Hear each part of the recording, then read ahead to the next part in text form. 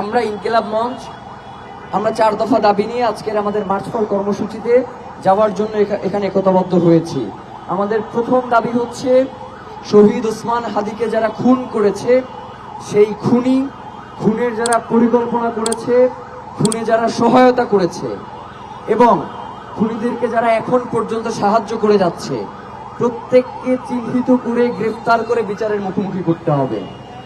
আমাদের দফা নাম্বার 2 হচ্ছে বাংলাদেশে দীর্ঘ 17 বছর ধরে যারা গুম খুন হত্যার রাজনীতি করেছে, যারা জুলাইয়ে আমাদের 1400 অধিক ভাই বোনকে হত্যা করেছে, তাদের মগজ রাস্তায় পড়ে রয়েছিল, এমন অবস্থাতেও তারা ক্ষান্ত হয় নাই।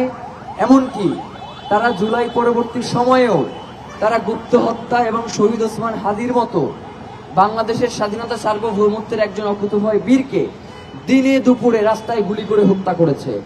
আমরা চাই যেই ভারত বাংলাদেশের এসব সন্ত্রাসীদেরকে আশ্রয় দিয়েছে, তাদেরকে অতি দ্রুত তারা বাংলাদেশে ফেরত পাঠাবে। কারণ বাংলাদেশের সাথে ভারতের সহ পৃথিবীতে একটি আন্তর্জাতিক বন্দি বিনিময় চুক্তি রয়েছে। ভারত যদি তাদেরকে বন্দি বিনিময়ের মাধ্যমে বাংলাদেশে ফেরত না পাঠায়, তাহলে আন্তর্জাতিক আইনের লঙ্ঘন ঘটবে। আমরা চাই অতি দ্রুত ভারতে খুনি হাসিনা সহ আওয়ামী লীগের যেসব সন্ত্রাসীরা আশ্রয় নিয়েছে, তাদেরকে ভারত থেকে অতি দ্রুত বাংলাদেশে ফেরত পাঠানো হোক। যদি না পাঠায়, তাহলে বাংলাদেশে কর্মরত সকল ভারতীয়দের ওয়ার্ক পারমিট বাতিল করতে হবে। এটা আমাদের দফা নাম্বার 2। আমাদের দফা 3 হচ্ছে ভারত যদি কথা না শোনে, তাহলে ভারতকে কথা শোনানোর জন্য জাতিসংঘ সহ যেই সকল সংস্থাগুলো রয়েছে, বাংলাদেশ সরকারের পক্ষ থেকে আন্তর্জাতিক আদালতে ভারতের বিরুদ্ধে মামলা দায়ের করতে হবে।